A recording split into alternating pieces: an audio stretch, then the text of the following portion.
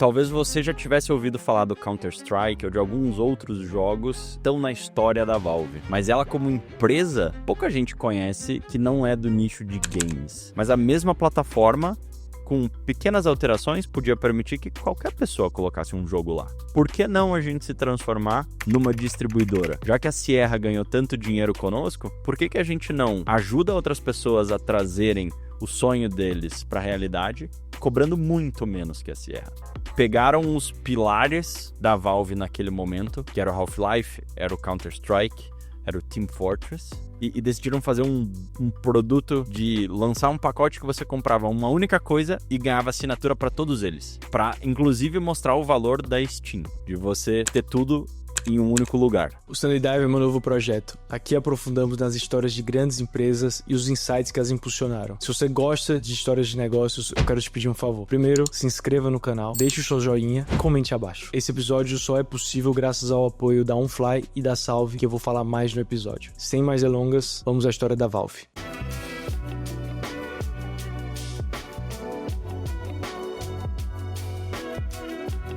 Hoje é um episódio diferente do Sunday Drops e eu tenho a honra de estar aqui com esse meu amigo Luiz Álvaro, diretor do Hospital Pequeno Príncipe na área de tecnologia e inovação e um entusiasta apaixonado por negócios e por games, para fazer o primeiro Acquired-like episódio da história do Sunday Drops sobre uma das empresas mais interessantes que é a Valve.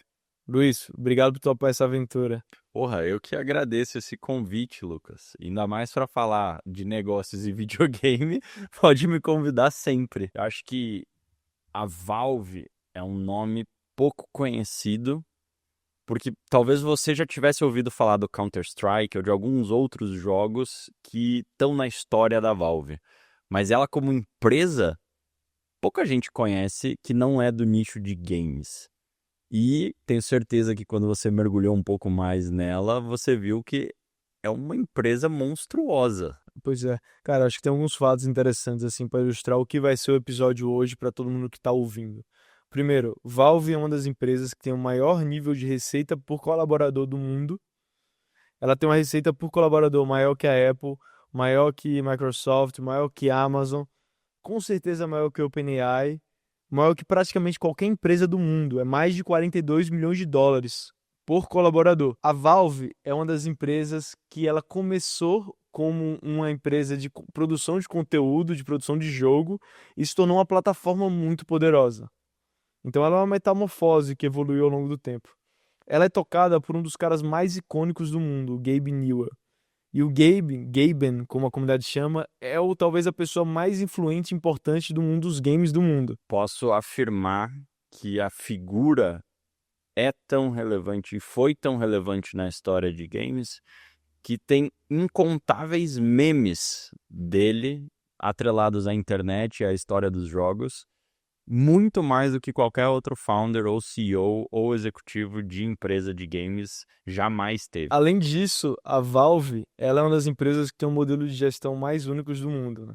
Ela tem o famoso Flatland, o mundo sem hierarquia. E a gente não está falando de uma empresa de 10 funcionários ou que fatura um número pequeno de receita. Não, a gente está falando de uma empresa que fatura mais de 5 bilhões de dólares. E que tem mais de 300 funcionários. Toda vez que eu leio sobre isso, eu imagino que a empresa lá dentro é meio que um mundo do Mad Max. Imagine isso, pô. A empresa tem pouco funcionário, a empresa tem o maior faturamento por funcionário do mundo e a empresa tem um modelo de gestão que não existe chefe, você vai trabalhar no que você ama. Isso não faz o menor sentido. Isso vai contra qualquer post que a gente vê no LinkedIn, qualquer livro de gestão de cultura. É uma maneira muito única que ela é tocada. Por fim, a empresa nunca levantou capital externo. Então, acho que tem tantos elementos que valem a pena a gente mergulhar nessa história hoje. Muito massa, vamos mergulhar. E vamos começar do começo, né? Vamos começar... Cara, eu acredito, Luiz, que toda empresa, no fim do dia, ela não deixa de ser uma expressão dos seus fundadores, né? E a história da Valve, ela começa muito com a história do Gaben. O Gaben, ele tava fazendo Harvard, e sabe esses momentos da vida que às vezes acontece algo que muda para sempre? Ele estava fazendo Harvard e o irmão dele estava trabalhando numa empresa que acabou ficando conhecida depois lá em Seattle. E essa empresa se chamava Microsoft. Levemente conhecida. E o irmão dele trabalhava na Microsoft. E aí o Gaben foi visitar ele estava no terceiro ano de faculdade. E aí imagine, né? Isso daí era 1982, 83, o irmão dele foi um dos primeiros funcionários da Microsoft. E aí ele foi visitar o irmão e adivinha só, o irmão passou a maior parte do tempo trabalhando. Porque ele estava justamente naquele momento da empresa que você tem que trabalhar muito, você tem que fazer acontecer. E aí o irmão dele estava trabalhando muito e ele falou, pô, eu quero passar um tempo com meu irmão. Então o que eu vou fazer? Eu vou lá para a sede dessa empresa, eu vou para a sede da Microsoft. E aí ele ficou na sede e não fazia absolutamente nada. E as histórias dizem que Steve Ballmer começou a ficar muito incomodado com alguém lá sem fazer nada e falou: Olha, se você vai estar aqui, trabalhe pelo menos. E ele começou a dar atribuições pro Gaben. E ele começou a dar atribuições, atribuições, e o Gaben começou a gostar do trabalho. Até que o Gaben entrou na Microsoft. Ele foi o funcionário 281. Ou seja, isso daí era 1983, um momento que nem a Macintosh, que foi o primeiro computador pessoal, foi criado. Ele realmente foi um dos primeiros funcionários da Microsoft. E isso mudou para sempre a vida dele e mudou para sempre a vida da Valve também. Cara, e acho que você ter a oportunidade de interagir com o nascimento de uma empresa como foi a Microsoft e também de sistemas operacionais e basicamente da computação e do computador pessoal, cara, é uma oportunidade com certeza sem igual e que com certeza olhando para trás, naquela frase clássica do Steve Jobs, Connecting the Dots, permitiu a Valve se transformar no que se transformou e seguir o caminho que seguiu, assim. Através da Microsoft, ele teve acesso tanto ao primeiro motor de videogame, que foi o motor da Quake, ele teve acesso a como um sistema operacional funcionava e como interagia um motor de videogame com um sistema operacional de computador, e teve acesso aos talentos que também eram apaixonados tanto por histórias como por videogame e eram aficionados por tecnologia e que na época estavam trabalhando na principal empresa de tecnologia atrelada a sistemas operacionais. Tem dois aspectos que são muito relevantes. Um aspecto foi que ele, imagina, ele entrou em 1983. Ele saiu em 1996. Ele foi um dos primeiros funcionários e na Microsoft tinha uma leva muito grande de first employees que se tornaram milionários. E o Gabe era um deles. E ele ter ficado milionário cedo trouxe conforto financeiro para investir à sua maneira na Valve. Então esse é o primeiro ponto. Segundo ponto, no momento que você trabalha numa empresa grande, relevante, com gente muito boa, você tem uma noção do que é um padrão de qualidade. Você aprende a desenvolver software também. E o terceiro, e talvez o mais importante de tudo, são os encontros da vida. E aí vem o encontro com o grande Mike Harrington, que foi o co-founder da Valve, que foi uma figura que acabou ficando escanteada, talvez ao longo dos anos, mas que foi o cofundador. E a história diz que quem teve a ideia foi o Michael Harrington. Então, o Michael Harrington chegou, ele foi funcionário, salvo engano, 1500 da Microsoft. Então, chegou bem depois do Gaben. E aí, o Michael Harrington falou: Eu quero criar uma empresa de games. E ele começou a ir atrás dentro da Microsoft de quem poderia ser o co-founder. E a primeira pessoa que ele vai falar, eu quero que vocês gravem esse nome, foi o famoso Michael Harris, que a gente vai falar um pouco mais dele, porque ele tem uma participação fundamental na história da Valve. Mas ele foi a primeira pessoa com quem ele foi falar. E o Michael acabou não topando. E aí ele continuou as conversas. E aí ele foi almoçar com o Gaben. E ele falou assim: Gaben, eu vou sair da Microsoft, eu vou montar uma empresa de games. E o Gaben falou assim: Eu também quero sair da Microsoft, eu também quero montar uma empresa de games. E ali teve essa junção que começou a Valve. Cara, e acho que o comentário que você fez, seja da liberdade financeira que ambos tinham, mas também grana para colocar pesado em um sonho, fez com que eles não precisassem algo que hoje é quase impensável para uma startup, amarrar os objetivos da empresa com os objetivos de um financiador que não sejam o founder.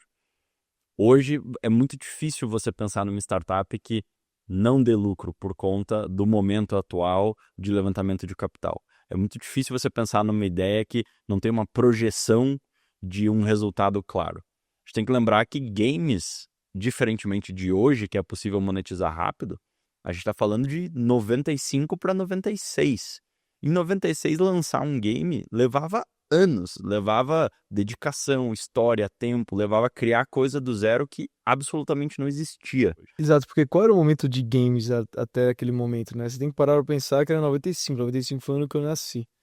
Então, a gente tá falando de um momento que a gente tava, já tinha alguns consoles, Então tinha o Tetris. Tinha Atari, alguns outros competidores da Nintendo também. Então, Nintendo 64, acho que já estava em funcionamento. Exato, mas é um momento que os computadores pessoais ainda não eram uma realidade. Acima de tudo, a internet de alta velocidade não era realidade. É totalmente diferente do mundo de hoje, que a gente tem mobile, que eu tô aqui com o iPad, você tá com o computador. Então era meio que um voto de coragem que o futuro vai ser dessa forma e eu vou ajudar a construir ele. Então era uma visão de que no futuro as pessoas vão jogar. Sabe esse computador que a gente usa mais ou menos para trabalhar, esse tal desses computadores?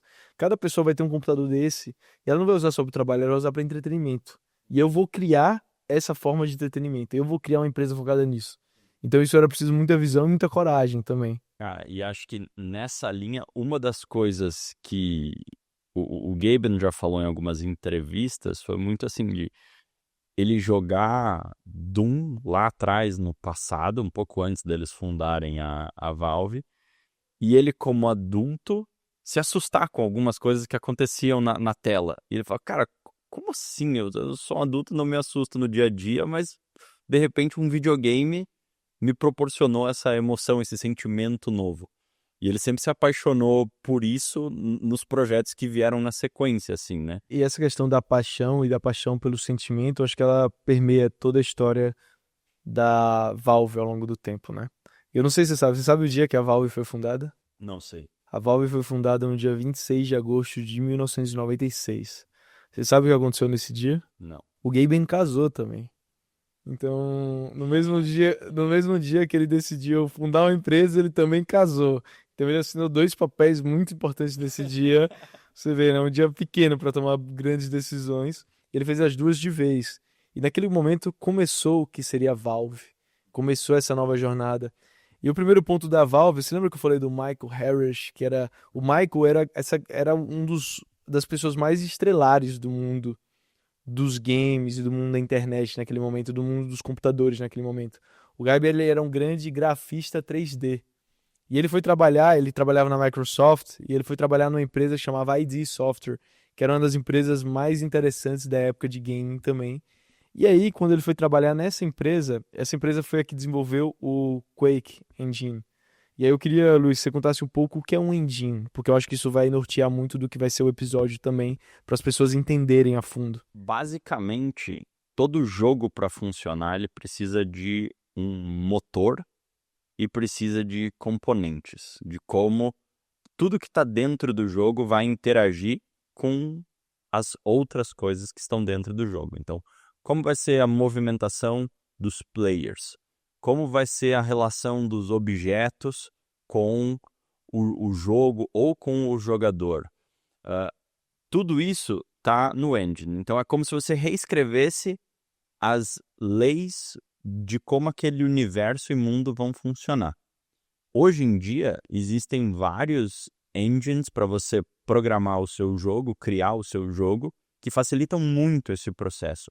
Naquele momento do tempo, era obrigatório você construir um engine do zero. Então, você tinha que escrever como iam ser as físicas desse mundo. Você ia ter as mesmas... tentar reproduzir a física do mundo humano e real. Não, você ia criar algo totalmente novo. Cada uma dessas regras, como criar objetos, como criar pessoas ou personagens, como esses personagens iam pensar ou não iam pensar, tudo isso quem sustenta é o engine. Então, para você criar um jogo, antes você tem que criar o motor do jogo. Era tipo você precisar criar um AI ao invés de usar o ChatGPT de fundo. Basicamente, o engine de um jogo é o LLM que está no seu ChatGPT ou no seu Gemini. Então, é meio que quase que o código, não necessariamente o código fonte, mas o motor por trás daquela aplicação. E é muito curioso porque o Michael ele teve o papel fundamental em dois aspectos. Então imagine nós dois vamos fundar uma empresa, a primeira coisa que você vai falar, vamos falar com as pessoas inteligentes que a gente conhece do setor, né? E o Michael era essa pessoa. Então, o primeiro aspecto, o Michael falou, olha, eu tô no ID, você tem que usar o Quake Engine. Tipo, não tem por que você não usar não tem por que você não usar e criar do zero. Tanto o Michael Harrington quanto o Gaben, eles foram visitar a empresa e eles saíram de lá, eles não tinham nem contrato, mas eles saíram com um disquete, né, um CD disc, com toda a engine pronta em todos os detalhes. Eles não tinham nem contrato na época, mas dada a relação de confiança, ele entregou isso. E ela foi a base do primeiro jogo que a gente vai entrar logo depois. E o segundo aspecto é talentos. Cara, quem são as pessoas que você vai contratar para criar uma empresa de games em 1996? A gente tem que, de novo, tentar levar todo mundo que está escutando para um momento do tempo em que não existia LinkedIn para você achar uma vaga.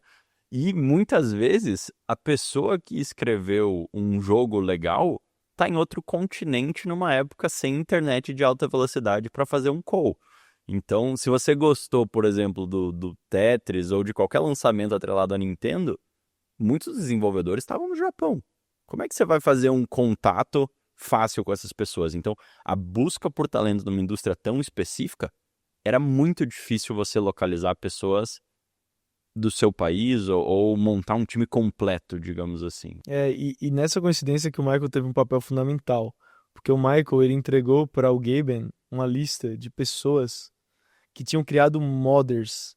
O que é modders, para quem não conhece? O modder é basicamente uma variação, uma evolução do jogo usando a engenharia base que o Luiz acabou de descrever. Basicamente, criar um mod é você pegar o que o jogo originalmente ofereceria e pensar uma maneira de entregar ou outra coisa naquele mesmo universo ou isso de uma maneira diferente. E essa beleza do mundo dos videogames, né? Porque a gente fala de plataformas abertas. E essas plataformas entregam essa possibilidade. E naquele momento o Michael entregou uma lista de talentos que tinham criado os principais modders. E eram pessoas que viviam no porão de casa, que faziam isso porque realmente eram apaixonadas. Não eram necessariamente especialistas, alguém que ganhava por isso. Não eram. De modo geral, jamais naquele momento do tempo e por alguns anos depois daquilo, era impensável você, sendo criador de um mod, você ganhar dinheiro com aquilo. Você fazia 100% pela paixão. Fazia porque você queria ver aquela realidade diferente que você imaginava no jogo, outras pessoas vendo o jogo daquela forma como você enxergava ele. E aí tem até uma frase do Chris Dixon, que é também um dos meus investidores, pensadores favoritos, que ele fala que as grandes oportunidades estão em coisas que parecem brinquedos hoje. E eu acho que, se você olhar, naquele momento parecia um grande brinquedo, né? Tudo que era vinculado a games, tudo que era vinculado a isso. E o que essas pessoas faziam. E aí o Gaben contratou algumas pessoas. Tem um caso que é icônico, que foi um dos principais desenvolvedores, uma das pessoas mais importantes da história da Valve, e ele era gerente de uma rede de waffles na Flórida. E no momento que ele recebeu a ligação, ele não acreditou. Tem alguém tentando me contratar e tá comprando a passagem para Seattle para eu ir para lá trabalhar nessa empresa. Isso não faz o menor sentido. Mas eram pessoas que eram apaixonadas. Mas beleza, então estamos em 96. Agora temos uma engenharia base, o engine, que a gente pode usar como base para criar o nosso jogo. E a gente tem alguns malucos aqui que aparentemente sabem criar algo nessa linha. E o próximo passo é, e o jogo? Vamos fazer qual jogo? Eles eram aficionados por fazer sentimentos aflorarem em quem interagisse com qualquer criação deles. E isso no Half-Life eu diria que foi um driver fundamental para a maneira como, do início da tomada de decisão de construir o Half-Life até o lançamento, orientou muito ele. Total. E tudo isso se casa muito com a história inicial de como o jogo foi concebido, né? Então o Mike, ele conta que o Gabe chegou um dia no escritório e ele estava lendo The Mist, que é um livro de Stephen King. E ele é um livro que envolve sapo, monstros e pessoas fazendo compras no supermercado. E pensou, tem algo interessante que mexeu comigo. Não é que eles estavam copiando o jogo, nem era essa a ideia, mas a ideia era deixar essa tensão que esse livro passava aparente dentro de um jogo.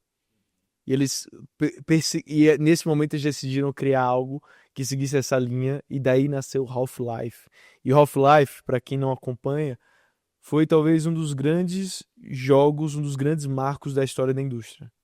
Foi um dos grandes momentos, foi o Half-Life. E toda essa obsessão pela qualidade, pela história, começou a ficar aparente a partir disso. Por quê? Porque você colocou um monte de gente inteligente numa sala, operando com abundância, como a gente comentou, eles começaram a criar o que seria o Half-Life. E a demo do Half-Life ficou muito boa.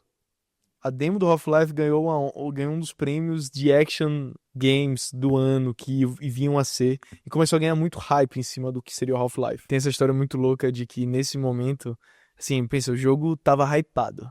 Chegou 1997, gente inteligente, dinheiro, conseguiram construir esse jogo maneiro. Esse jogo ganhou o Best Action Game, começou a ter um hype em cima. Esses caras da Microsoft estão criando um jogo incrível. E aí, eles, como você comentou, eles jogaram o jogo. E perceberam que o jogo era completamente desconexo da realidade. Por quê? Porque cada level foi feito por uma pessoa diferente. E não tinha uma narrativa coerente. E tem uma passagem que fala que o Gaben botou a mão no cabelo e falava assim: isso não vai dar certo, isso não vai dar certo, isso não vai funcionar. E começou a ter um desespero. Eles pararam a empresa por 2 dias e falou: todo mundo vai jogar. E nesse momento, eles tomaram uma decisão muito difícil. Algo que hoje, se a gente pensar que você faz uma pequena funcionalidade, todo mundo testa. Uma segunda funcionalidade, todo mundo testa. Você vai entregando de pouquinho em pouquinho, vai testando a cada uma das etapas. Olhando para trás, é fácil dizer que, pô, como é que ninguém nunca tinha jogado o jogo inteiro e cada uma das partes que compunham o todo no Half-Life, né? Mas quando eles fizeram isso, abriu a oportunidade de olhar isso como o maior problema que impediria eles de ter sucesso. E eles, na época, o Gaben foi uma das figuras muito relevantes para isso, optaram por tomar uma decisão que virou meme depois, mas que vamos reconstruir. Não tá bom? Vamos, de novo, abundância, ter a possibilidade financeira de tomar essa decisão e falar: a gente vai entregar algo de qualidade. Não é isso aqui que a gente quer entregar. A gente quer reescrever e vamos voltar para o drawing board, vamos fazer algum produto que seja exatamente aquilo que a gente consegue visualizar de potencial. E eu acho que são essas pequenas decisões que mostram até o que foi o DNA da empresa ao longo do tempo. Porque nesse momento eles já estavam eles tinham uma parceria com a distribuidora que era a Sierra, e se relata que o quanto a Sierra pressionou. Porque imagina, você ganhou o prêmio de melhor action game no momento que tinha uma escassez de jogos.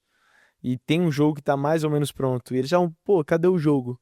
Ele falou: não, a gente vai refazer, reconstruir, porque a gente quer entregar algo de extrema alta qualidade. A gente quer criar uma história única e é por isso que a gente está nessa indústria. E assim, por mais que eles entraram com muito dinheiro, tem um texto da ex-esposa do Michael Harrington, que ela foi founding team da Valve também, que ela conta que naquele momento foi uma decisão muito difícil, porque eles já estavam burnoutando e o dinheiro não era infinito também, e estava saindo dinheiro do bolso deles.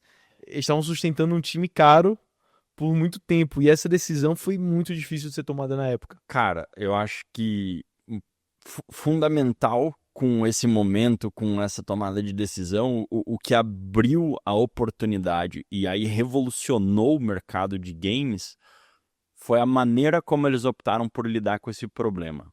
E aí foi quando eles introduzem alguns roteiristas para dizer qual é a história que esse jogo quer contar. E qual é a história que as pessoas que jogarem, a gente quer que elas vivam. Porque no passado, até aquele momento, game não era sinônimo de storytelling e de história. Era sinônimo de um bom entretenimento. Se você for jogar Tetris, que é um grande marco, não existe uma história por trás do Tetris. Você joga o jogo e acabou. E muito menos em jogo de tiro. Isso, a narrativa que o player seguia não era relevante e não era quase que o principal. E aí eles retransformam o Half-Life a partir desse momento. E essa aposta valeu muito a pena. Eles adiaram simplesmente 4 vezes o lançamento do jogo. Sempre era Spring, Fall, Summer, Winter, até que eles lançaram, obcecados pela qualidade. E o jogo deu muito certo. Explodiu completamente e foi considerado não apenas o melhor jogo do ano, mas também foi jogo da década. E foi o primeiro grande jogo de PC da história. E a Valve, naquele momento, ganhou o coração de uma comunidade de gamers que tinham jogos muito diferentes antes que eram colocados, e naquele momento eles tinham a possibilidade de jogar um jogo muito único, que foi pioneiro e marcou uma nova geração. Acho que junto com isso, mostrou para todo mundo que era possível inovar nessa indústria e que eles estavam no caminho certo, assim.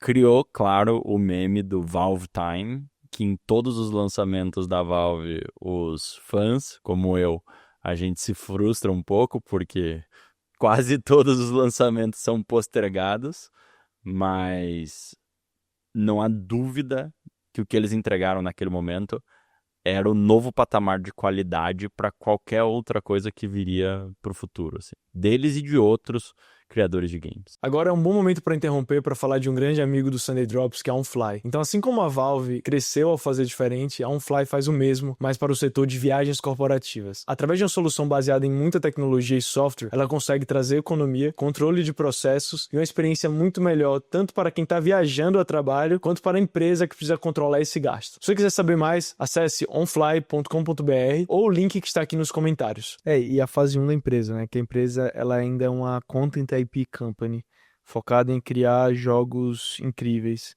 E tem um aspecto muito interessante da forma como o jogo foi criado, que envolve justamente ter a SDK aberta. Isso permitia com que outras pessoas criassem jogos em cima da forma como o Half-Life foi criado, certo? Exatamente. Então, um dos pilares da Valve desde o início sempre foi permitir que os lançamentos deles se transformassem em coisas da comunidade.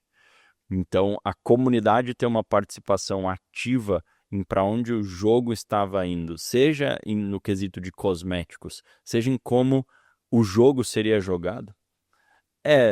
Os NFTs, digamos assim, como os bonecos iam parecer, como que a arma, qual ia ser o visual da arma, esses cosmetics em inglês, digamos assim, como eles seriam, né? E a participação ativa da comunidade era basicamente tudo que todo gamer sempre sonhou. Como assim? Eu posso realmente, então, dizer como o jogo vai poder funcionar? Eu vou ter uma facilidade ainda maior de criar um mod, um jeito novo de jogar o jogo que eu já me apaixonei, o que eu gostei muito. Então, ser desse jeito trouxe a comunidade de desenvolvedores de jogos e de jogadores para muito perto, num lado da paixão deles, assim. É porque cada indústria é uma indústria, né? E nessa indústria, o consumidor e o produtor Muitas vezes é a mesma pessoa. é a mesma pessoa. É diferente de uma pessoa que está criando um software B2B para a indústria têxtil. Tipo, provavelmente não é a pessoa que é consumidora disso. Nesse caso, e tem muita paixão envolvida e tem um meio que um... É difícil falar quem é consumidor e quem é desenvolvedor, porque os desenvolvedores dos mods são talvez os consumidores mais engajados. E a Valve começou a ser essa empresa líder de categoria e os mods, ou seja, vários desenvolvedores começaram a criar jogos em cima do que era o Half-Life, do que eram os jogos da Valve. E ali, em 1999, acontece uma coisa que eu acho que mostra muito o que foi a Valve ao longo do tempo, que a Team Fortress, que era outro jogo, foi adquirido pela Valve. E foi uma das primeiras aquisições num formato de contratação plena de um time que cuidava apenas de um mod de outro jogo. Eles criaram um mod chamado Team Fortress, que era totalmente gratuito, todo mundo poderia utilizar, e todos eles eram voluntários naquele momento do Team Fortress. E a Valve falou, cara, o que vocês estão fazendo é incrível, a gente quer que vocês venham para dentro da Valve e transformem isso em um jogo de fato chamado Team Fortress. A gente não quer mais que seja um mod de outro jogo. A gente quer transformar isso em algo que vá se sustentar como um pilar próprio. E acho que até pro público aqui, quem não for do mundo dos games sem noção, era tipo, você lança, vamos dizer, um FIFA e você cria um jogo paralelo com 9 jogadores usando a mesma base. É algo nessa linha, certo? Certo. Acho que uma comparação, já que você usou o FIFA, seria como se lançaram o FIFA e aí alguém falou, ia ser muito mais legal se fosse com futebol de rua, porque o que eu mais gosto são os dribles. E alguém cria, dentro do FIFA, o FIFA Street. E aí isso fosse acessível para tudo e todos. e aí a EA Games chegasse para esse grupo de pessoas que criou o FIFA Street de graça e não cobrou nada para isso e fala: a gente quer que vocês transformem o FIFA Street num jogo de fato. Então foi basicamente isso que aconteceu. E essa beleza da comunidade open source, né? Porque é uma comunidade que se ajuda, é uma comunidade que você consegue fazer essas variações de jogos. E assim, a gente fala assim, a Valve adquiriu. Não era uma aquisição, advogados, M&As, eram assim, o pessoal lá dentro falou, pô, esses meninos criaram algo animal a partir do que a gente tá fazendo um barulho aqui na comunidade, vamos trazer eles para trabalhar com a gente. Era muito mais uma hire do que qualquer outra coisa, porque provavelmente esse não estava ganhando R$ 1 fazendo isso. E provavelmente não vivia da sua paixão. Uhum. Cara, naquele momento do tempo, do que eu tenho conhecimento e dei uma pesquisada, nenhum dos grandes criadores de mod tinha alguma remuneração por isso, assim, não era uma maneira fácil de você ser remunerado. De novo, a gente está numa época em que não existia cobrança online facilitada, a gente ainda está antes dos anos 2000. A bolha da internet estava começando a surgir e sites e transações online eram coisas que estavam por vir facilitadas, assim. E imagina o poder da marca, né? Você é a empresa que lançou o jogo mais cabuloso da história até aquele momento. É tipo alguém do OpenAI te chamando pra trabalhar lá e você é apaixonado por inteligência artificial. Pô, imagina a atratividade que a marca tem, né? Ainda mais pra um público que não tem, que provavelmente não tá ganhando dinheiro. Então isso daí você multiplica e eles conseguiram trazer muita gente boa nesse momento. E é curioso quanto os mods também se tornaram parte da estratégia, porque depois veio o Counter-Strike. Exatamente. Então, do Half-Life desdobrou o Counter-Strike, que originalmente era um mod, e curiosamente a história foi muito semelhante, assim, no momento em que eles optaram por introduzir o Counter-Strike como algo da Valve, eles se aproximaram da dupla fundadora e convidaram elas e o time atrelado a elas para participar. E naquele momento do tempo, um dos founders na época estava ainda na universidade. A gente não está falando de alguém formado do mercado de games, a gente está falando de um semi-adulto, assim, um adolescente velho ou um jovem adulto que, por paixão, tinha criado um mod de Half-Life que chamava Counter-Strikers Win, Counter-Terrorists Wins, na verdade. E aí, isso se transformou no Counter-Strike atual, né? O Counter-Terrorist Wins. E no começo ele virou um temp. Ele não era nem um contratado de fato da Valve, porque ele optou por continuar na universidade por mais um tempo e tal, e só ir para a Valve depois que ele concluísse os estudos. Então é assim, é totalmente da comunidade para a comunidade. E tem que lembrar que naquela época era muito difícil você distribuir um jogo independente, né? Praticamente impossível. Era impossível, você tinha que ter um publisher, você tinha que ter.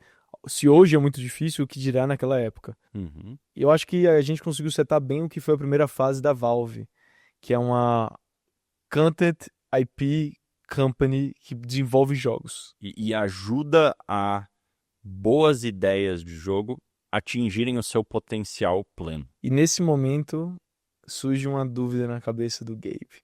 Porque ele fez Half-Life, Half-Life foi um sucesso estrondoso. E quem mais ganhou com Half-Life? Quem você acha? Com certeza, naquele momento do tempo, a Sierra. Pois é, chegou o momento da Sierra, e a Sierra era a distribuidora. Porque a gente tem que olhar o que era a cadeia de games, né? E o que é, de certa forma, até hoje. Primeiro a gente tem a empresa que desenvolve o jogo, que desenvolve o IP. Então a gente tem a empresa como era a Valve lá atrás. Depois a gente tem a publisher distribuidora.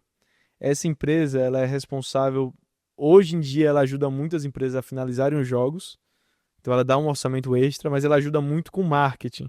Então ela distribui os jogos, enfim, naquele momento ele distribuía nas lojas físicas, nas GameStops da vida, nas lojas de games. Você lembra de alguma loja de game no Brasil? Cara, do Brasil, não lembro de nenhuma específica de videogame, assim. Eu comprava muito acho que chamava Trends aqui, mas que era no shopping.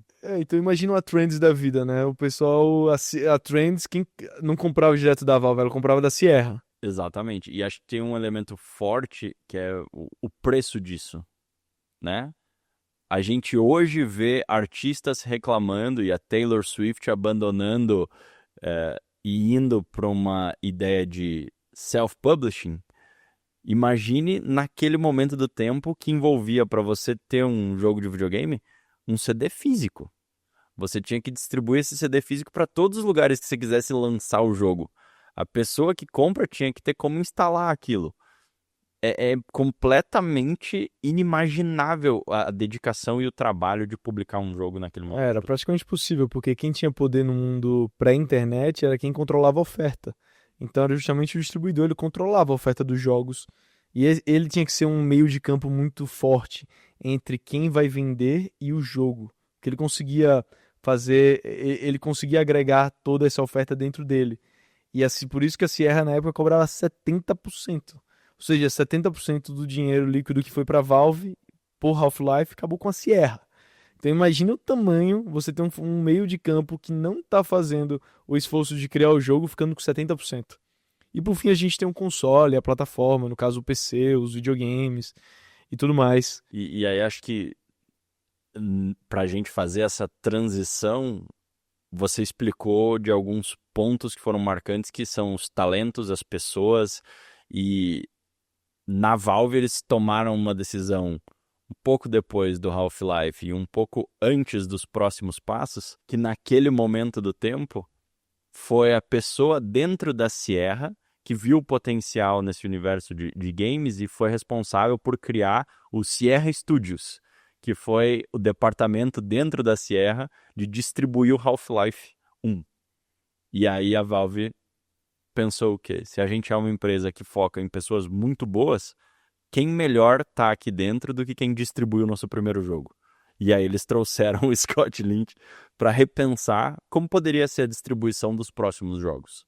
E tem alguns pontos muito interessantes nesse momento, né? Porque a gente fala da Valve evoluindo o produto no sentido de criar algo que atendesse que ela pudesse reter a maior parte do lucro, porque assim ela conseguia reinvestir em mais games, em mais jogos, e ela via a oportunidade de ter uma plataforma.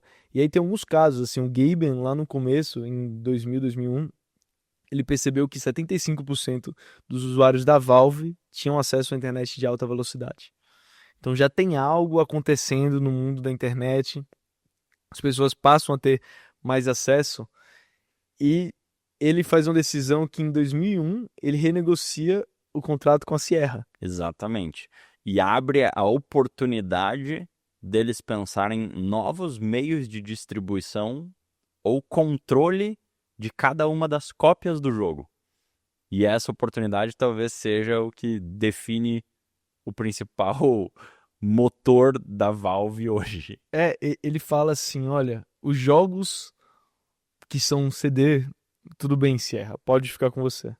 Mas aí tem uma plataforma online que a distribuição eu tomo conta. E naquele momento, 2001, ainda não era tão claro que a gente ia entrar num grande... Hoje, falando de trás pra frente, parecia óbvio.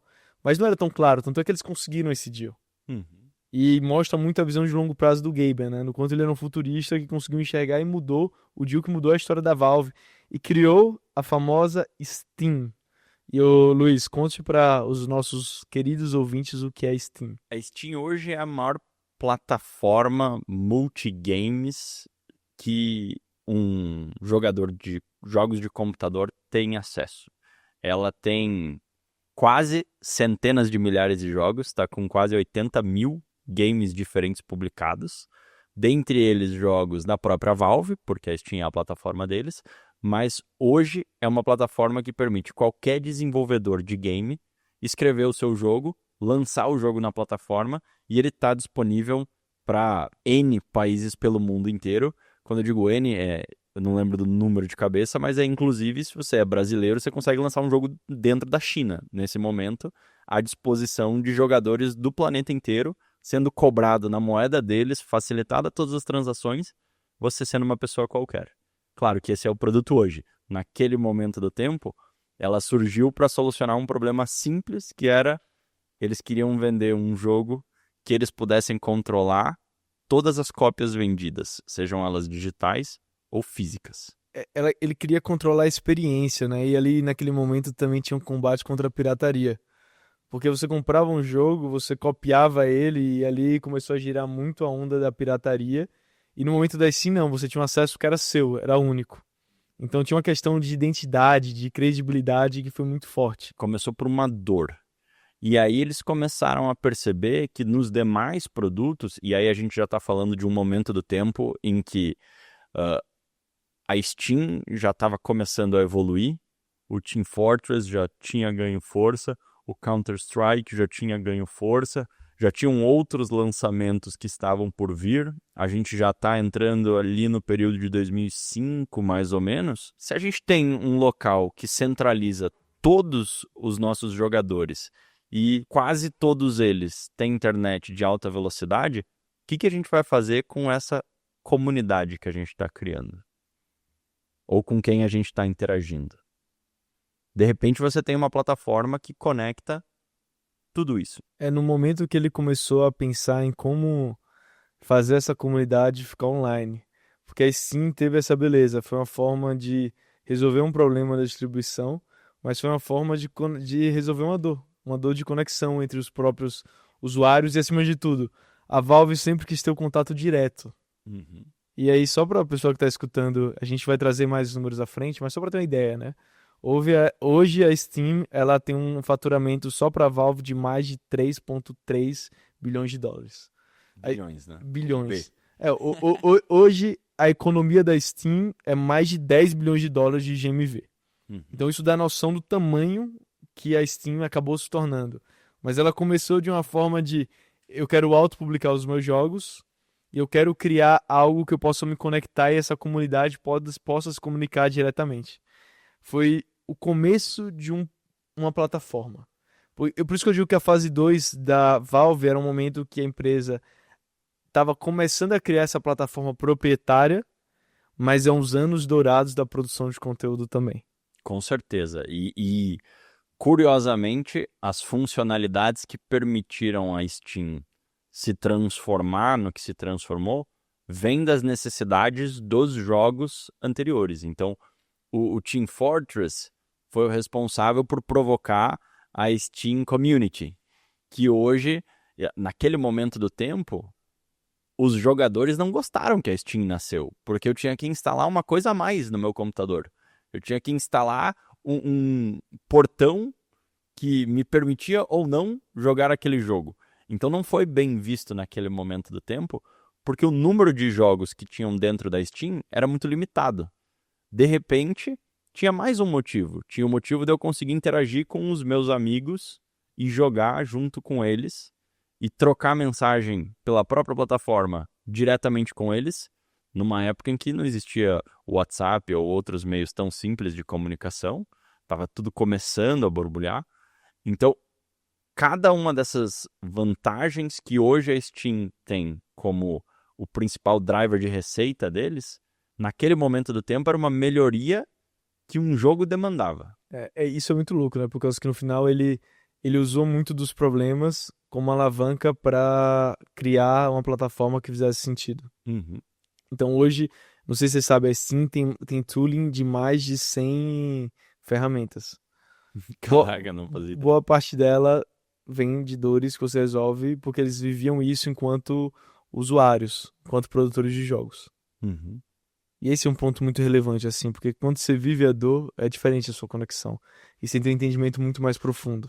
E isso a Valve tinha na época. Tinha e foi trazendo pessoas que cada vez mais entendiam quais as dores dos jogadores dos principais jogos deles e do mundo.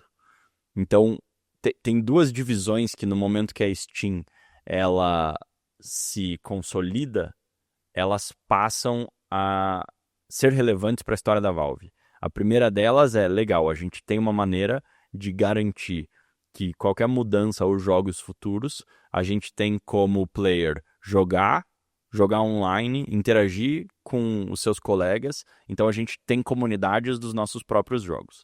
A gente permitiu, desde o começo dos jogos antes da Steam, que eles criassem. Então, na Steam, por que não eles compartilharem de maneira mais fácil o que eles criaram dos nossos jogos? Então, esse lado dos nossos jogos ficou muito fácil. Podia borbulhar, ferver e ir para onde eles imaginassem e quisessem.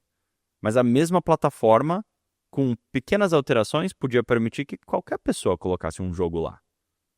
Por que não a gente se transformar numa distribuidora? Já que a Sierra ganhou tanto dinheiro conosco, por que a gente não ajuda outras pessoas a trazerem o sonho deles para a realidade, cobrando muito menos que a Sierra? Míseros 30%. O que eu acho incrível é que, no fim do dia, tudo que aconteceu com a Steam, ela fala da teoria da agregação, que é a teoria de Ben Thompson. E ele fala basicamente que, no passado, quem ganhava a história era o distribuidor. Porque o distribuidor controlava a oferta, porque a oferta era muito limitada. Você tinha poucos jogos, você tinha poucos jeitos de alcançar o cliente final. Já no mundo de hoje, quem ganha é quem consegue agregar demanda. E aqui entra um dos pontos mais relevantes da história da Steam para mim. Porque se eles tivessem criado só a plataforma, tivesse um número pequeno de usuários, mesmo com todo esse tooling, mesmo ajudando os jogos, a Steam não ia dar certo. Porque tem um dilema do ovo e da galinha. Eles precisavam ter muitos usuários, porque nesse momento eles se tornavam um agregador da demanda dos jogadores de jogos de PC.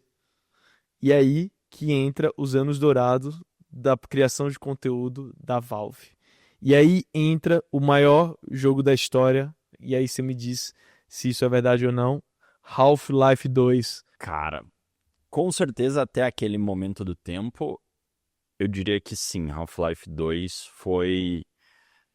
Era algo que depois do Half-Life 1, todo mundo esperava e não existia naquele momento nenhuma dúvida de que a Valve conseguiria entregar algo ainda mais revolucionário do que já foi o Half-Life 1. E todo mundo estava com essa expectativa.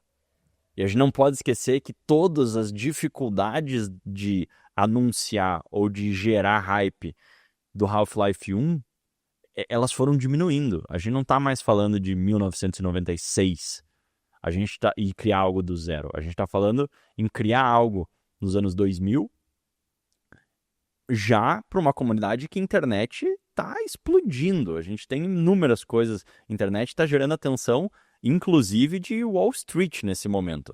Não é mais uma situação assim que dá para voltar atrás. Aqui todo mundo já entendeu que internet, computador, cara, vai ser algo relevante. Agora é um bom momento para interromper e falar de um grande amigo do Sunday Drops, que é a Salve. Você tá vendo esse cenário lindo que eu tô gravando, né? Isso aqui é na Casa Salve, diretamente em Curitiba. E eu vou deixar um recado que fiz em loco para vocês. Feliz de estar gravando esse episódio na Casa Salve, em Curitiba. Eu tenho muito orgulho de dizer que a Salve é apoiadora do Sunday Drops Podcast. E ela é uma das empresas que trata a comunicação e relação com o cliente da forma mais autoral. Se você é um founder, quer usar software da melhor qualidade para um processo muito importante, que é a telefonia e comunicação da sua empresa, você deveria dar uma olhada no site da Salve. Acesse www.salve.com.br/startups e revolucione a telefonia corporativa da sua empresa. Então, quando eles anunciaram o Half-Life 2 e o lançamento da Steam vem junto com isso para conseguir controlar quem serão os jogadores de Half-Life 2, eles sabiam que seria um sucesso. Eles não sabiam a proporção desse sucesso ainda naquele momento do tempo. Cara, eles testaram para garantir que a Steam, no lançamento do Half-Life 2, ia estar funcionando legal no Counter-Strike Source. Então, para quem queria jogar Counter-Strike Source, você já tinha que interagir com a Steam e a experiência foi terrível. Assim, como um player naquela época que ainda era criança, era zero amigável. Você tinha que usar um pouco de código. Na minha cabeça de criança parecia código, né? Mas não era simples. E eles melhoraram bastante a experiência desde então, óbvio. Mas pro Half-Life 2, para não ser um sofrimento tão grande quanto foi no Counter-Strike Source, quando eles lançaram ali por 2004, 2005. E a resultante de tudo isso foi trazer gente para a Steam, que começou a atrair muita atenção de outros publishers falando assim: ei, Geben, quer dizer que na sua plataforma tem milhões de pessoas que gostam de videogame? Deixa eu publicar lá também e você pega uma fatia dessa receita. Então, aí começou a evolução da Steam.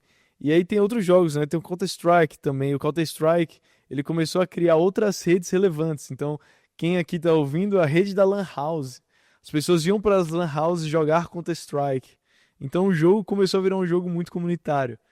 E a Valve criou talvez o primeiro grande jogo multiplayer e a primeira grande plataforma. Ela foi muito pioneira em muita coisa. Com certeza ela foi pioneira em jogo multiplayer online, jogo multiplayer e um canal de venda digital. Acho que esse é um grande ponto, assim, e várias coisas aconteceram meio que ao mesmo tempo e em conjunto com um lançamento muito grande deles, que foi a Orange Box.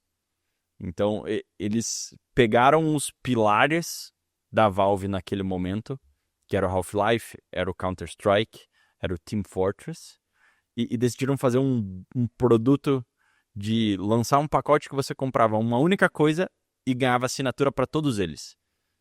Para, inclusive, mostrar o valor da Steam, de você ter tudo em um único lugar. Você conseguia acessar os diferentes jogos através de um mecanismo.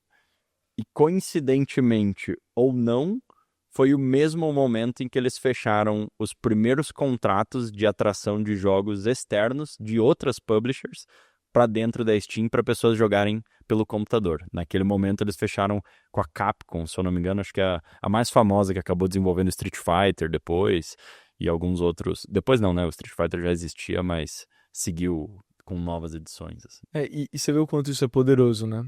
Porque no momento que você é uma produtora de jogo e o jogo é e o jogo é uma das categorias de entretenimento que é mais persistente e durável ao longo do tempo. Mas no momento que você produz um jogo, você produz ele e depois você vai entrar na competição. Porque o seu jogo provavelmente tem um ciclo de vida. Se ele for bem sucedido, ele vai crescer, vai chegar um momento que ele estabiliza e vai cair, porque sempre surgem jogos novos.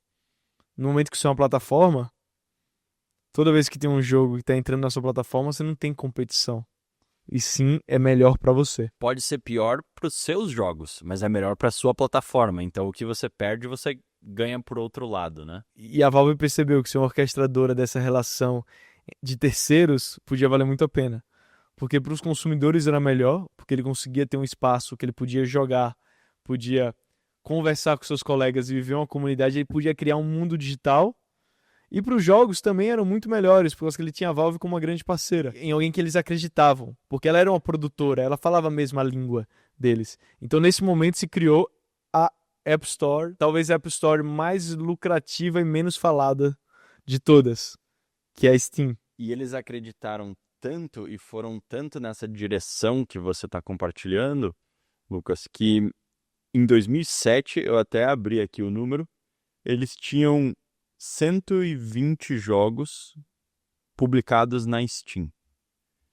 Em 2008, eles cruzaram o 1000º jogo publicado na Steam. Então, eles pisaram no acelerador totalmente nesse quesito de se transformar em um orquestrador e permitir que outros publicadores de games acessassem os jogadores deles e os jogos deles acessarem os interessados nesses outros jogos. Porque o switching cost começa a ficar alto para os dois lados. E o switching cost para o jogador, para o consumidor eu tenho uma plataforma que eu já estou com meus colegas, que eu já estou usando, que eu já gosto de usar. E do outro lado, para o desenvolvedor, o switching cost fica alto também, porque naquela época, imagina o quão difícil era naquela época você lidar com pagamentos. E lidar com pagamentos em múltiplos países. Então todo o tooling, que até hoje é um grande switching cost, ainda era mais forte na época. Então, nesse momento que eu sinto que a grande diferença é ser uma content IP company. Porque você tem uma retenção que provavelmente... Você tem um cliente que provavelmente o LTV vai ser maior ao longo do tempo. E não que a retenção vai cair. Então você começa a ter algo muito poderoso dentro de casa. E assim, você falou sobre... Antes, o poder tá na mão de quem distribuía. E depois, o poder tá na mão de quem consegue atrair os clientes e trazer a atenção para o seu ecossistema.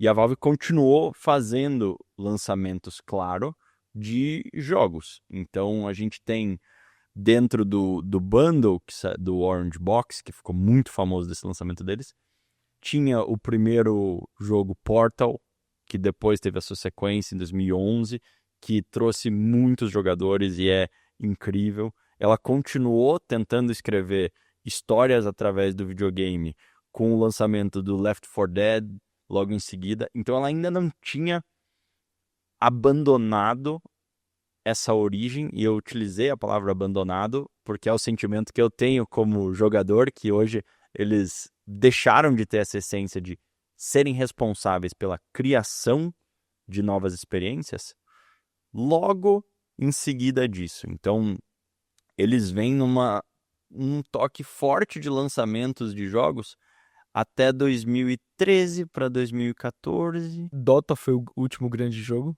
Dota 2 foi o último grande jogo próprio.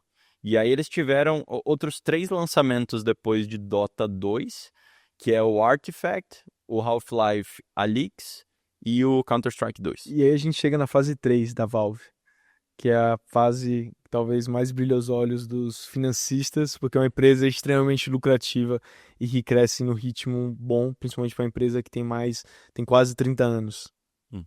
E a fase 3 significa que ela é cada vez menos uma content IP, cada vez mais um grande pedágio, um grande agregador, um grande App Store do mundo dos games para o PCs. Acho que nessa transição é importante reforçar para quem está nos escutando que um dos motivos de, se você perguntar para um gamer assim, qual a opinião dele sobre a Valve, ele tende a ter uma opinião mista, porque a Valve possibilita e sempre possibilitou em todos os jogos, lá atrás no Team Fortress 2 que a gente falou, até hoje em dia no Counter-Strike, no Dota, ela estimula que a comunidade crie coisas atreladas ao jogo. E se a comunidade, os demais players, gostarem do que algum membro da comunidade criou, você pode acessar aquilo, baixar aquilo dentro da Steam, passar a usar aquilo dentro do jogo. E se muita gente falar assim, nossa, eu usei isso num jogo e gostei, e de repente 10 mil pessoas falaram isso, 50 mil pessoas falaram isso, a Valve entra em contato com quem desenvolveu aquilo e fala, cara, que tal você comercializar isso, ou a gente comercializar e você ganhar um pedaço da nossa comercialização disso. Então, tem uns dados assim que, tipo, pagar o produtor de conteúdo, digamos assim, é muito antes da época dos influenciadores, assim. A gente tem em 2013, a Valve acho que já tinha distribuído para produtores de games algo como 50 milhões de dólares naquele momento, que é impensável, de novo, antes da Valve, antes da Steam, alguém que faria isso por paixão ganhar dinheiro com isso. E aí eu fiz esse comentário porque, de novo, o Gabe sempre falou, e mais do que ele, alguns outros executivos da Valve sempre se posicionaram dizendo: a internet é mais inteligente do que qualquer talento que a gente traga aqui para dentro, e a comunidade sabe o que ela quer muito melhor do que a gente jamais vai saber. E aí ele se viu num momento, nessa transição ali depois do 2010 e tudo, que eles estavam com milhões de gamers centralizados na plataforma, milhares de jogos já publicados na plataforma, dos próprios jogos deles, mais de 90% do conteúdo já não era mais eles que tinham criado, a comunidade tinha criado e eles tinham absorvido através desses mecanismos de pagar o criador. E aí eles olharam e pensaram, será que a gente tem que ter a responsabilidade de criar? Ou será que a gente tem que ter a responsabilidade de facilitar vir ao mundo ideias dos outros? E aí eu acho que essa é uma batalha que, como fã, eu fico triste que eles optaram muito mais por esse segundo caminho do que como criadores, porque eu gostava muito dos jogos. Ainda gosto muito dos jogos. Né? Eu gosto muito de fazer analogia com a plataforma no fim do dia como se fosse um país. Pensa que você tem um ecossistema que é controlado por alguém que dita as regras, tem uma economia girando, tem conversas entre as pessoas. E a terceira fase da Valve é sobre isso. Ela, no fim do dia, ela é a grande controladora, talvez, desse país. Ela é a grande orquestradora. Sabe quantas pessoas estão na Steam hoje?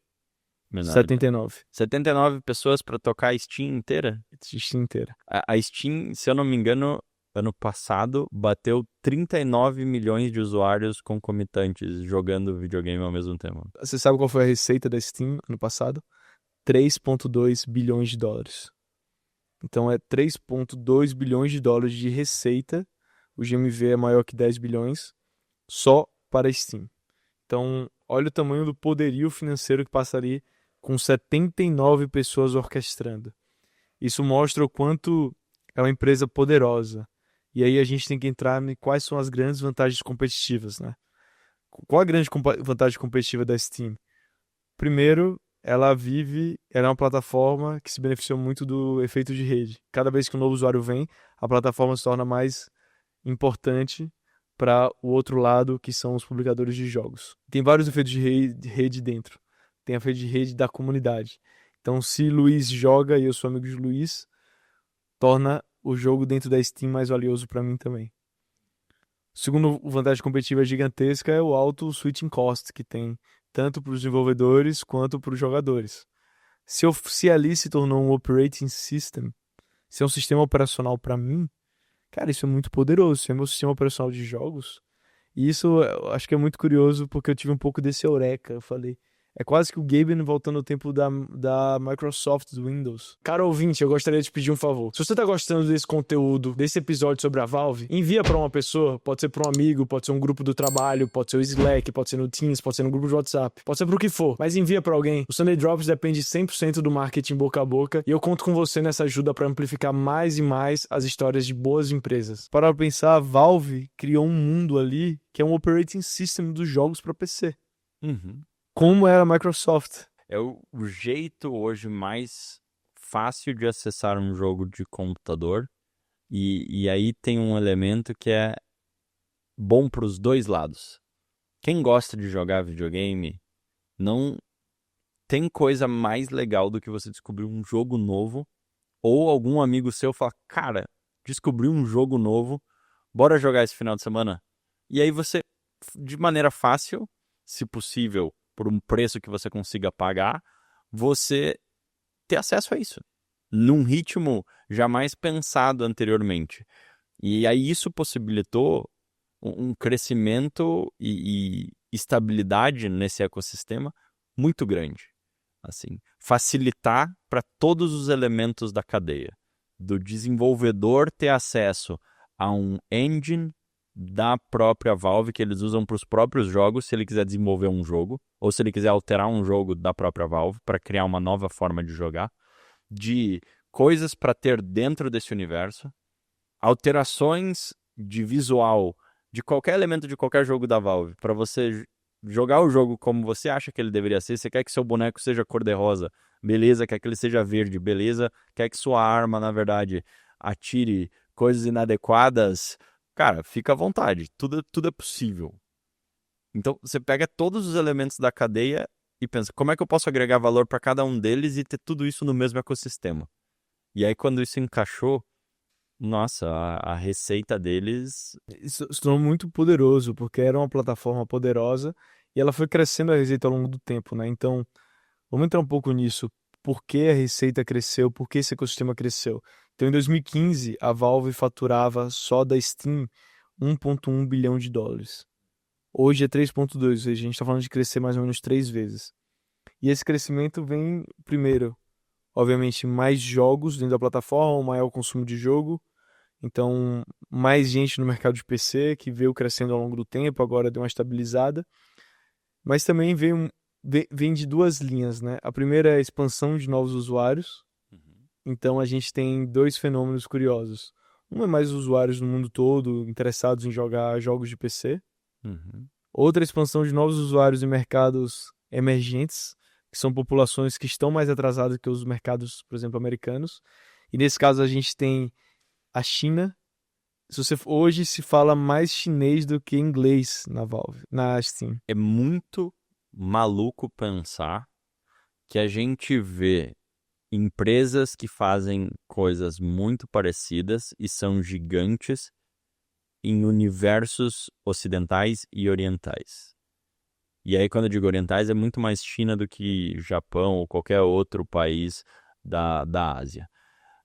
A gente tem, de um lado, Amazon, do outro lado, a gente tem Alibaba. A gente tem, de um lado, WhatsApp e Meta, e do outro lado, WeChat. A gente tem muitos exemplos desse tipo, e você imaginar que nesse microcosmo dos games tem alguém que passa despercebido por essas batalhas é muito maluco. Talvez a Valve é uma das poucas empresas de tecnologia. Hoje eu não considero mais uma empresa pure game, assim. Acho que a empresa de tech first é uma das poucas empresas de tecnologia que funcionam no Ocidente e no Oriente.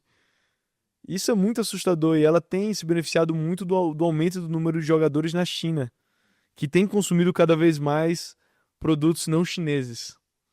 E a Steam continua sendo a infraestrutura lá na China para isso. Então isso é muito curioso, né? E isso daí vem sendo uma das formas com que a Valve e a Steam vem crescendo. Eu acho que tem alguns elementos atrelados a isso que você está falando, que é assim, eles têm um lado da plataforma, que é para os dois lados, que é facilitar a entrada de novos jogadores de qualquer lugar do planeta ao mundo de games. E tem o outro que é facilitar para, de novo, qualquer desenvolvedor. Você que está nos escutando tem vontade de desenvolver um jogo. Se você conseguir desenvolver o jogo em um final de semana, não leva mais do que 24 horas para você entender como publicar ele na Steam e poder lançar esse seu jogo na China, inclusive. Ou em qualquer outro país que a Steam tenha distribuição. Desde, claro, ele respeite as guidelines lá da Steam.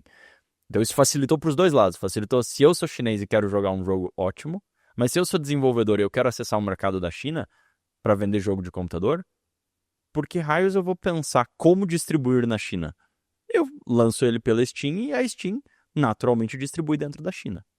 Então acessa mercados completamente novos para os dois lados.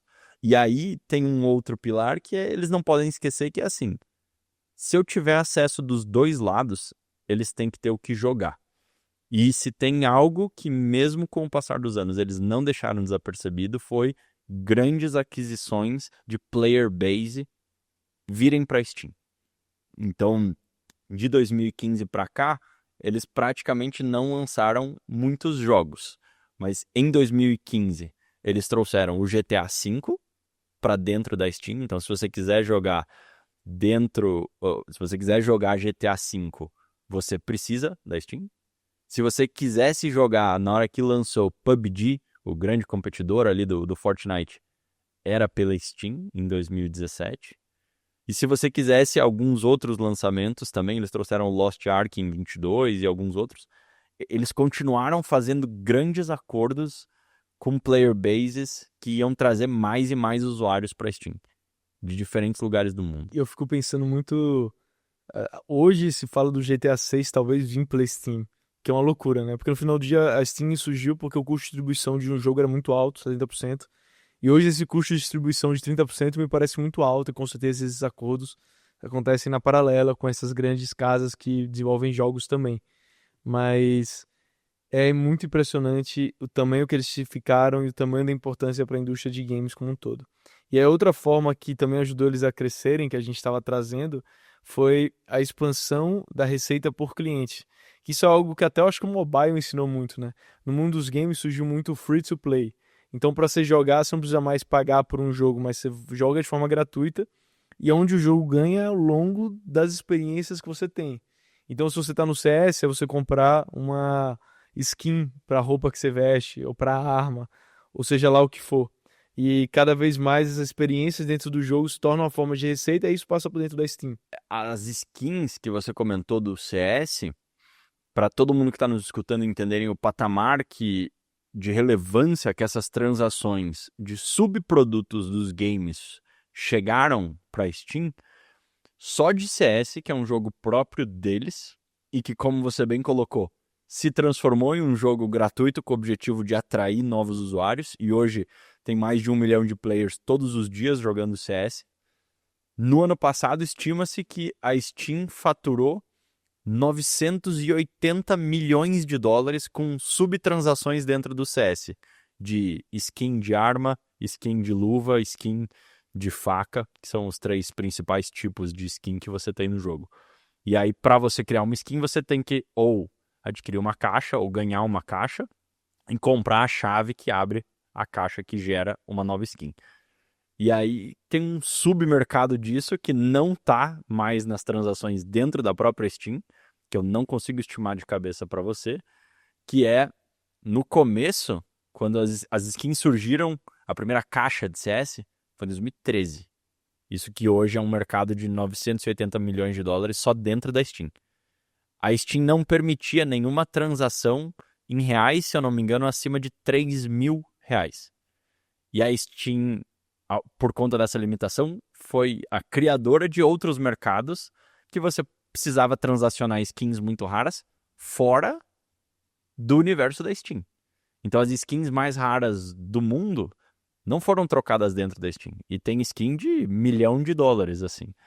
Então esse dinheiro dessas skins ultra raras não tá nem nessa parcela de 980 milhões. Tá em ecossistemas paralelos. Como eu falei, né? A plataforma é um país, esse é o imposto que ela paga para alguém existir nele. E também, toda vez que você é o dono de uma plataforma, você também tem os riscos de ser o dono, né? E é isso que também entra hoje em conta da Valve, do que eles estão fazendo com a Steam.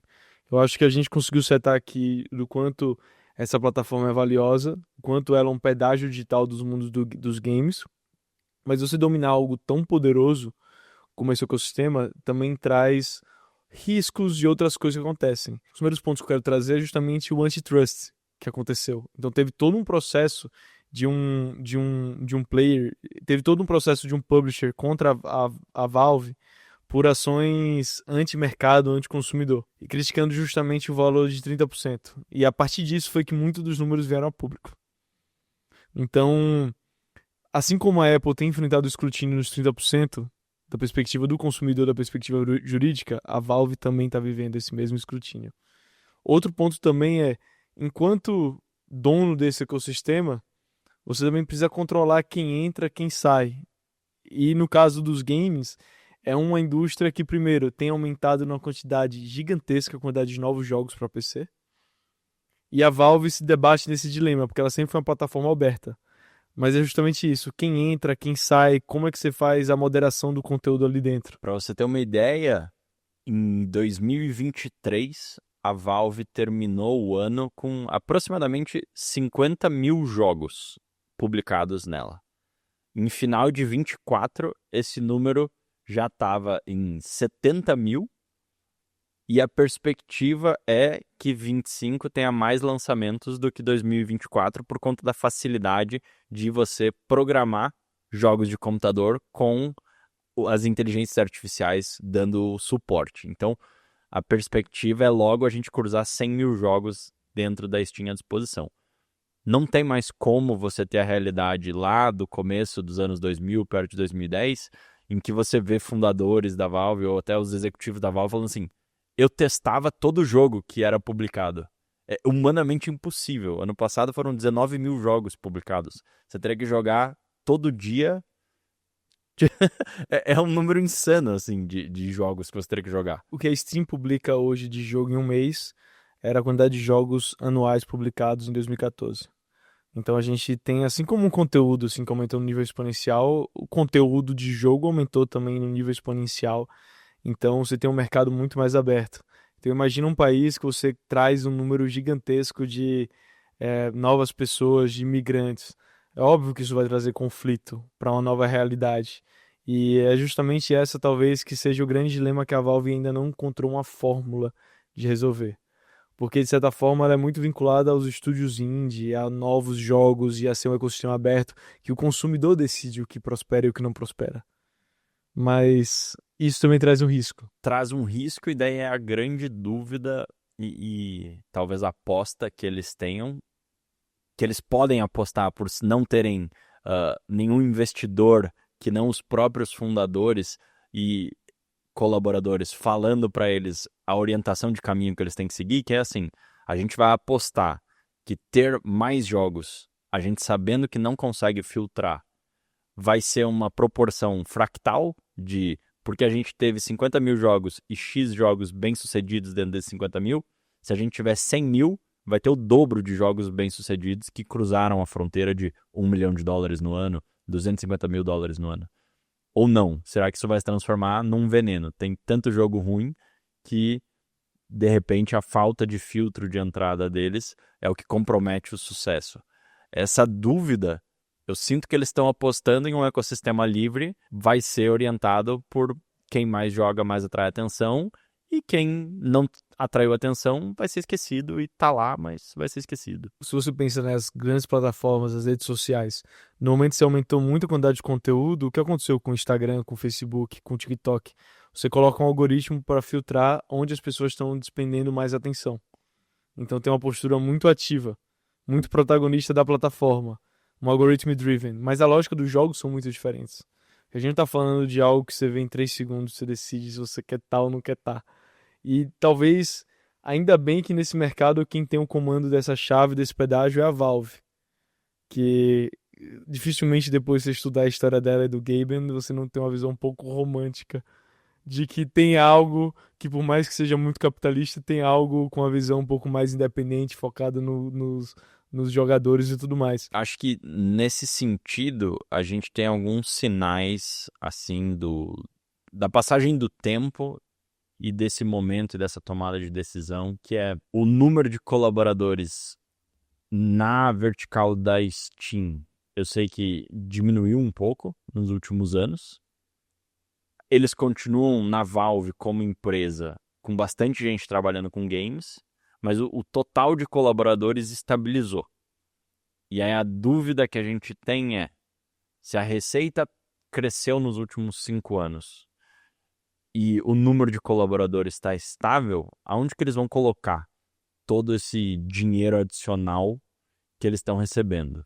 E historicamente eles colocaram em projetos ou de novos games, ou de novas funcionalidades, ou de tentativas de inovação com VR, o próprio console deles. Agora eles têm o Steam Deck, que é um competidor de um tablet focado em você jogar jogos da sua Steam em qualquer lugar e levar os jogos junto com você.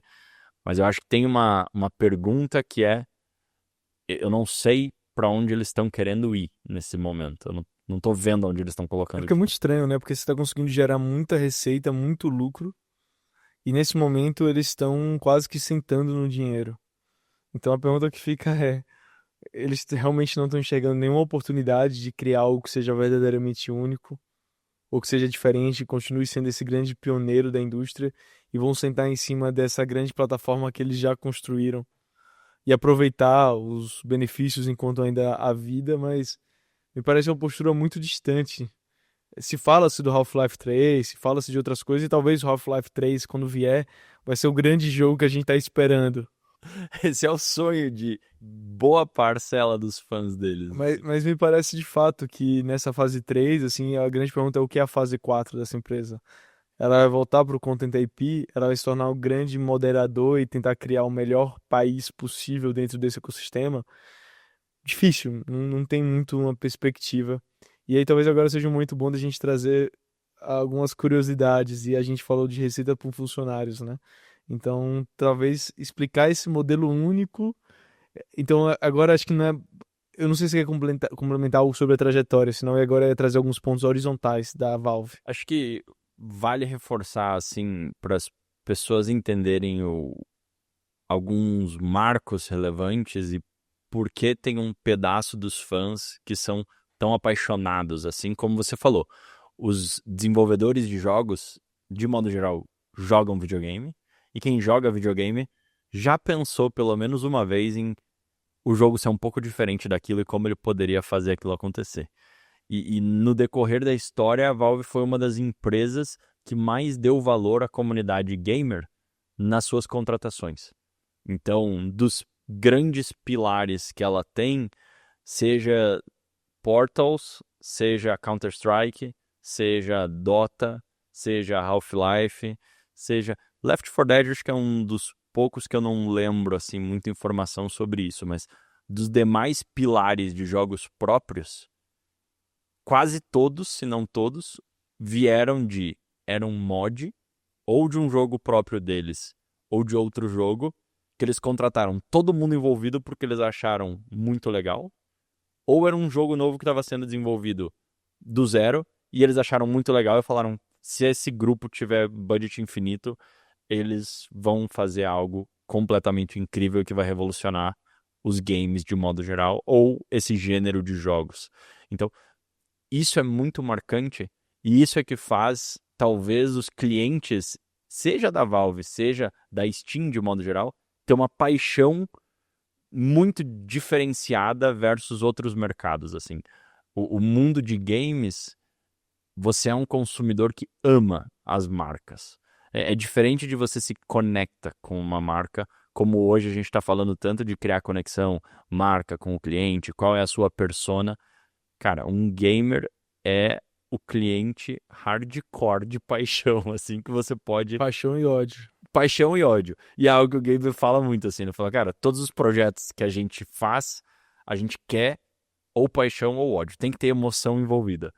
Porque a coisa mais triste que pode acontecer é alguém jogar seu jogo ou alguém usar as suas ferramentas e ser indiferente com relação a elas. E a Valve trouxe isso muito bem ao longo da sua trajetória e ela sempre buscou essa comunicação direta, né? Então tem o e-mail do Gaben, um e-mail que está disponível e tem vários momentos que ele respondia a algum fã e isso vaza várias vezes na internet. Eu vi um vídeo dele no hospital, um fã que mandou uma mensagem e ele foi lá conversar, mas tem uma postura mais direta, mais próxima, talvez menos, não sei se capitalista é a palavra certa, tá? Porque eles nitidamente são. Ficou muito claro no momento que se viu os números o quanto eles são um monstro em termos de geração de caixa, mas o fato de ser uma empresa de uma pessoa só, de ser um mundo de poucas pessoas, de ter modelos de pensar de uma forma completamente diferente, nos fazem levar isso e acho que isso se conectou muito com a comunidade gamer ao longo do tempo. A comunidade gamer não é sobre dinheiro. E eu acho que com esse gancho, eu acho que essas duas coisas permitiram eles voltarem lá na origem, lá atrás no tempo de Half-Life, pro padrão de comportamento empresarial que eles têm hoje. Então, vamos lembrar que eles saíram da Microsoft com dinheiro e falaram, pô, a gente tem esses 15 milhões de dólares para investir na criação de um game. De repente, eles passaram a ter resultado financeiro nos lançamentos, no ecossistema da plataforma, começaram a ter cada vez mais dinheiro girando na plataforma, na Steam, e mais caixa para poder investir. E aí, eles começam a ter essa reflexão que você comentou mais cedo, que é a maneira dos colaboradores trabalharem no momento que eles entram na Valve. Eles recebem um playbook, basicamente, de o que a Valve é, quais são os valores, como funciona o trabalho ali, e daquele momento em diante, ele basicamente tem liberdade total de fazer o que ele bem entender dentro da companhia. E aí, isso é muito louco, porque para quem está nos escutando, quando eu digo liberdade total, basicamente o pilar deles ali no landmark deles de 2004, se eu não me engano, você tinha compartilhado comigo, né? É literalmente um colaborador que trabalha no que ele ama vai agregar mais valor para a companhia. O que quer que isso seja. Literalmente, o que quer que isso seja. Qualquer jogo, qualquer funcionalidade, qualquer coisa nova, qualquer absolutamente ideia que ele convença mais uma pessoa, ou ele mesmo, ele pode começar a fazer a partir dali. É meio inimaginável isso. E isso é o mais inimaginável, porque ainda assim é a empresa com maior receita por funcionário que eu tive acesso já. Então, tem alguns aspectos, né? Welcome to Flatland. Então, é um lugar que não existe hierarquia. Você não precisa responder para alguém. E aí, tem o kit de onboarding para os funcionários. Nesse kit de onboarding, que está aqui justamente aqui nas descrições dos materiais, nesse kit de onboarding tem o que você deve fazer no seu primeiro mês. Ele fala, você deve conhecer os projetos da empresa e você deve escolher qual projeto você quer trabalhar porque você tem maior afinidade. É isso que eles buscam. E aí tem alguns aspectos também muito curiosos da forma como eles gerem pessoas. Eles buscam T-shaped people, então pessoas no formato T. O que significa uma pessoa no formato T? É uma pessoa que tem uma especialidade, ela é world class em algum aspecto, e ela consegue ter outras habilidades adjacentes que são muito fortes. Então não é uma pessoa que só entende de game development, mas que provavelmente ela é incrível em game development, mas ela consegue entender sobre marketing ou sobre trabalhar em grupo. Ela tem algumas outras habilidades que a secundeiam. Outro ponto muito relevante é que eles pagam muito bem para as pessoas. Eles pagam muito bem. E ele explica isso, lógico. Ele fala assim, eu quero que cada pessoa daqui consiga gerar mais valor do que eu pago para elas. E ao longo do tempo a gente vai fazendo o catching up. Mas a gente vê no Brasil, principalmente, porque a gente vive numa mentalidade de escassez, as pessoas recebem mal. Lá ele parte do princípio oposto. Fala assim, eu vou pagar muito bem todas as pessoas que estão aqui dentro. Mas obviamente ela vai ter que provar o valor dela. E acho que aí entra em mais um elemento, que é assim, todo mundo lá sabe que precisa gerar valor, todo mundo lá sabe que pode trabalhar absolutamente com o que quiser, mas aí como é que você faz para avaliar a performance de uma pessoa que tem liberdade plena, total e absoluta e ganha muito bem? É difícil, hein? É difícil. Eles têm dois métodos. Eles têm o peer review, então todo mundo da empresa avalia o outro, e eles têm o stacking, que de certa forma é um complemento ao peer. O peer é basicamente eu avalio se o Luiz é um bom funcionário ou não é um bom funcionário, e como todo mundo está avaliando todo mundo, vai sendo, sabe aquele gráfico de stacking que você vai colocando, basicamente uma soma, e aí na avaliação do peer tem algumas coisas que são avaliadas, e eu anotei até. O primeiro é o nível de habilidade, então eles valorizam muito lá se você é muito bom em algo. Então, qual é o nível de habilidade que o Luiz tem para desenvolver um jogo de storytelling, seja lá qual seja a sua principal habilidade? O segundo é o output, o que você gerou de valor. O output nem sempre é externo, pode ser interno também. Então, se você está fazendo um jogo e ele está ficando incrível, talvez isso já seja o output do seu trabalho. O segundo, contribuição para o time. Então, como é que você está ajudando as outras pessoas ou sendo um bom colega? E por fim, é a contribuição para um produto. Então, pensando em um produto especificamente, o que é que você está gerando valor? Então, você trabalha na Steam, o que é que você está gerando de valor, de contribuição para esse produto? Eles confundem um pouco com o output, porque eu acho que o output é um pouco mais aberto. E aí tem outro ponto muito relevante que ele fala assim: o papel mais importante de qualquer funcionário aqui é hiring. Eu quero contratar as melhores pessoas. Independente de onde ela esteja, independente do momento, eu só quero contratar as melhores pessoas. Porque essas pessoas têm que gerar muito valor. E só gente boa que gera valor. E, cara, as contratações que eles fizeram no decorrer do tempo foram pessoas que, se a gente olhar, marcaram a história do desenvolvimento de games, assim. É impossível você pensar em games de computador e não pensar em Counter-Strike, em Dota, em Portals, do áudio ao storytelling, a jogabilidade, a como o jogo interage, a criação de comunidade. Então, foi algo que deu muito certo do momento que eles começaram até hoje. E é claro que eu estou falando agora olhando os sucessos, mas a gente também tem os insucessos dessa característica, que é assim, mesmo tendo gente muito boa e mesmo tendo gente extremamente dedicada, com plena liberdade, também vem a autonomia de você paralisar projetos. E esses projetos não terem data para acabar. Então, eu como fã, tô até hoje aguardando Half-Life 3, tô até hoje aguardando alguns outros lançamentos da Valve que talvez nunca venham. Porque se um conjunto de colaboradores não tomar a decisão de que sim, esse é o rumo que a companhia tem que seguir e convencer todos os demais, talvez eu nunca tenha esse lançamento. Eu e todos os outros fãs, né? Que Gabe, se você estiver escutando esse podcast, tenta estimular o pessoal aí a lançar o episódio 3, por favor. Mas isso é muito impressionante, né? Porque, de certa forma, inicialmente, no primeiro ano, a obsessão pela qualidade fez com que eles adiassem. E talvez esse seja o grande charme, e essa é a grande razão que a Valve tá onde tá, a obsessão pela qualidade. E eu fico me perguntando, sempre na história deles, eles sempre foram pioneiros. Então eles sempre estavam fazendo algo antes do tempo. Seja um jogo com storytelling, seja um jogo multiplayer, seja uma plataforma como a Steam, seja fazendo esses acqui-hires antes das pessoas terem a dimensão do valor que esses times e esses mods tinham. E eu fico pensando, e agora? O que eles estão fazendo que ninguém está mais enxergando? O Gaben, ele investiu na física, ele é co-founder de uma empresa que está fazendo, que está colocando um device no cérebro das pessoas, ajudando em alguns tratamentos. Talvez o grande próximo passo seja fora da Valve, não sei. Mas assim, qual o grande próximo ponto? Talvez seja um console, talvez seja o Steam Deck, talvez seja VR, que é uma coisa que ele adora. Não Cara, sei. eu acho que eu vou pegar esse comentário e esse investimento que você compartilhou do game na pessoa física e vou voltar para um podcast, se eu não me engano, da Gamecraft. Eu não sei se foi da Gamecraft, mas a gente pode colocar o link na descrição, de 2013 de novo.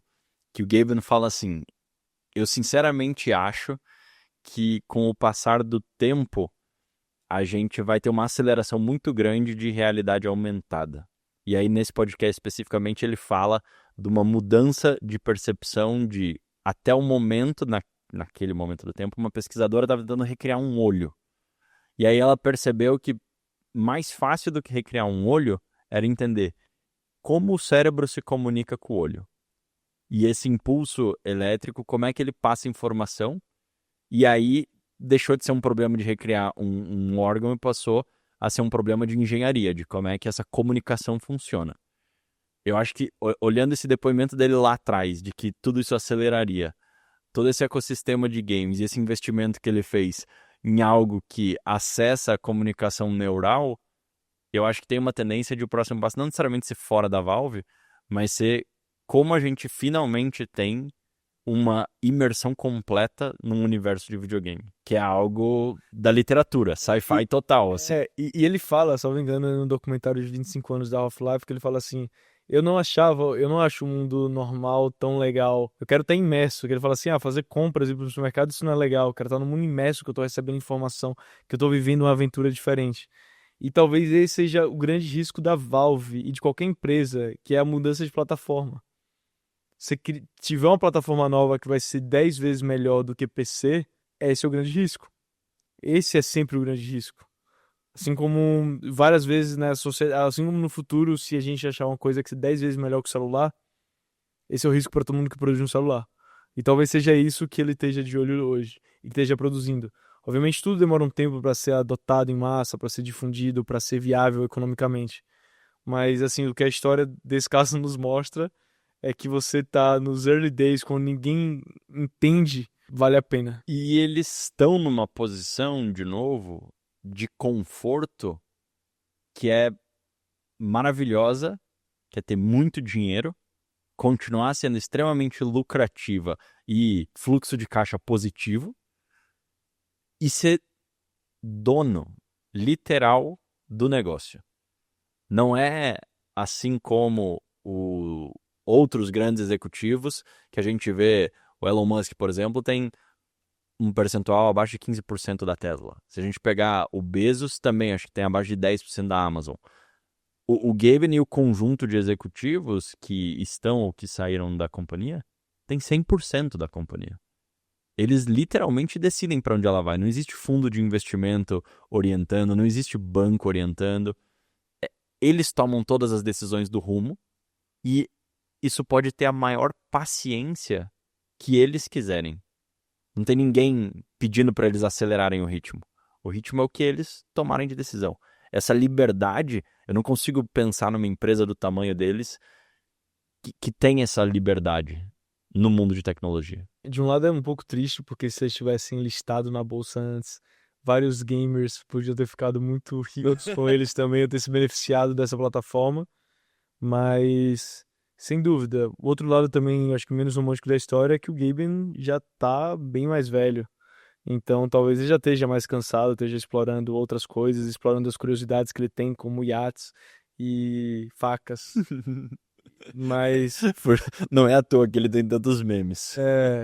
mas sem dúvida é uma das pessoas que criou uma das empresas mais autorais que eu já cruzei. E acho que aqui para encerrar, com certeza tem vários pontos que a gente tocou, tem vários pontos que a gente acabou não tocando também. Mas o que você aprendeu enquanto gestor ao explorar a história dessa empresa? O que é que você está levando? Eu acho que eu levo muito, muito forte o possibilitar o protagonismo dos colaboradores da sua empresa, assim. É claro que o ecossistema que eles criaram de que todo mundo tem autonomia total não vai funcionar para todo mundo e talvez não funcione para mais nenhuma outra empresa do planeta, assim. Mas é um fato de que colaboradores motivados, trabalhando em coisa que eles acreditam, trazem mais resultado. No caso deles, um resultado desproporcionalmente monstruoso, né? Mas eu acho que o protagonismo dos times e estimular esse protagonismo é muito importante. Todo mundo sabe as funcionalidades que poderiam ser melhores da própria empresa ou pontos por melhorar. Se a gente possibilitar que eles façam isso, quem sabe a gente tem resultados mais significativos. Às vezes a gente não escuta tanto o time, porque a mentalidade ou do founder ou do líder acaba se prevalecendo sobre os demais. Então, é possibilitar um pouco mais isso. Acho que tem um outro elemento que é essa alavanca de a liberdade financeira permitir você a focar no que realmente importa. Tomar decisões boas, né? Tomar decisões boas e tomar as decisões que importam para você. Que no caso deles, A gente tem uma série de decisões que não deram certo, mas as que deram certo alavancaram eles para um patamar ainda maior e que hoje é impensável, assim. Se fosse um time de recém-formados em 1996, a Valve não teria existido da forma que ela existiu. Absolutamente não. Absolutamente não. O que permitiu ela ter esse DNA desde o momento zero foi liberdade financeira dos indivíduos naquele momento do tempo. Então, eles se permitiram criar algo completamente do jeito deles. Hoje é raro você ter um nascimento de uma startup com essas características e com alguém disponível 15 milhões de dólares. Mesmo que seja 15 milhões hoje, ignorando a inflação do tempo, a gente está falando de alguém falar, eu quero criar uma empresa de jogos do meu jeito de 100 milhões de reais. Não é pouco dinheiro. É muito dinheiro. Então, eu acho que tem esse elemento, sim, de achar a maneira mais rápida possível para você ser financeiramente estável e poder desenvolver o produto que você quer e poder ter suas características, sem depender de dinheiro de terceiros. O que acaba acontecendo é que a gente fica preso na fonte de financiamento, seja ela levantar mais uma rodada de capital, seja ela algo que os clientes paguem por e te possibilitem ter receita. Mas se você tiver a liberdade financeira, no caso deles foi dinheiro próprio, né? Ou, assim que eles encontraram a Steam possibilitou que eles tomem o tempo para entregar o produto que eles quiserem, com a qualidade que eles quiserem, do jeito que eles quiserem. Do meu lado aqui, o primeiro ponto que mais ficou na minha mente foi a obsessão pela qualidade. Então, a obsessão que eles tinham em criar algo de valor para quem fosse, com certeza teve vários momentos que foi uma decisão difícil focar na qualidade. E essa é a grande beleza também, talvez o grande problema hoje, que é uma barra muito alta, mas essa é a grande lição, de que a qualidade tende a se pagar ao longo do tempo. E o segundo ponto é sobre acho que que ele faz um reforço muito grande de uma convicção que eu tenho, que é do poder da plataforma. Uma plataforma tem um poder muito persistente e tem uma barreira de entrada muito absurda e tende a ter ganhos que são cada vez mais valiosos ao longo do tempo. Então, o caso da Valve eu acho que ilustra muito isso e o valor de você conseguir ter uma plataforma, e essas coisas às vezes são oportunidades que aparecem. Porque mesmo com menos gente, parece que aparentemente investindo menos tempo, o produto fica mais e mais forte. Eu acho que nessa linha do seu comentário tem um valor muito grande que foi a liberdade que eles sempre deram para os participantes da plataforma, seja o jogador, seja o desenvolvedor de jogo, e que muitas plataformas tentam controlar ao máximo. Isso para garantir um filtro de qualidade ou algum outro filtro de interesse dela, assim. E a Steam sempre foi muito livre nesse sentido com os desenvolvedores e com os jogadores. E isso permitiu que eles aflorassem muito, assim. E eles deram muito valor a isso, sempre souberam que eles não seriam melhores do que o conjunto inteiro da internet. Eu ainda vejo gente no universo de plataforma empresarial achando que vai ser mais inteligente do que todo o conjunto de clientes que conquistou ou que vai conquistar. E, cara, isso é impossível. E talvez agora a gente não vai ser nem sobre as pessoas, mas vai ser sobre o ChatGPT. Ou sobre novas formas de inteligência. A gente vai ser mais inteligente? Não sei. A gente já tem exemplos de games que foram desenvolvidos por uma única pessoa com apoio de inteligência artificial e as ferramentas mais atuais e que foram ultra bem sucedidos. Então, a indústria de games está mudando e com, claro, inteligência artificial, todas as outras, né? Acho que é um bom gancho para a gente encerrar o episódio. Luiz, foi um prazer. Espero que a gente faça outros desse. Contar essa história foi o único que eu aprendi muito. Cara, eu que agradeço. Obrigado. Obrigado por todo mundo que está nos escutando. Foi um prazer trocar uma ideia com você sobre a Valve e sobre negócios. E se você tá aqui até agora, obviamente é que você gostou pra caramba do episódio. Então manda pra alguém, deixa um comentário e fala o que você achou da Valve. Eu deixei vários materiais de referência aqui também. Valeu!